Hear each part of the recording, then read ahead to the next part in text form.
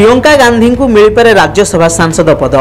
एने हिमाचल प्रदेश कांग्रेस यूनिट मुख्य प्रतिभा सिंह मंगलवार सूचना देइछन्ति। से कहते जे भारतीय जनता पार्टी राष्ट्रीय अध्यक्ष जेपी नड्डा 6 वर्षर कार्यकाल शेष होगा परे खाली पड़िथिबा राज्यसभा आसनरू कांग्रेस नेता सोनिया गांधी किंबा प्रियंका प्रतिद्वंदिता करिवे।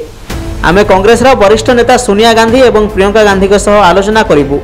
जदि सेमाने आग्रही हेबे सेमानकु एही आसनरू चयन करा जाय परिबो। सोनिया 2019 साधारण निर्वाचन में रायबरेली लोकसभा आसनरू निर्वाचन लड़िथिले। सेभଳି प्रियंका वर्तमान लोकसभा किंबा राज्यसभा सांसद नाहंती।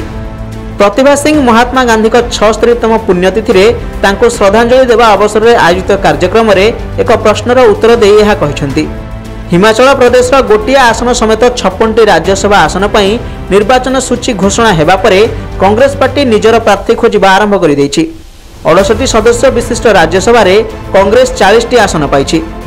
राज्यसभार यह सीट 2 एप्रिल नड्डा 6 वर्षर कार्यकाल शेष होगा पर खाली होउछि।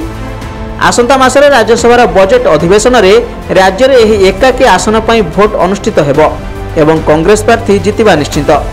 वर्तमान राज्य में 3टी राज्यसभा आसन बीजेपी पाखरे अछि। नड्डा व्यतीत राज्यर अन्य 2 जन राज्यसभा सदस्य होउछन्ति इंदु गोस्वामी एवं Sikandar Kumar. Bureau report mobile news 24/7।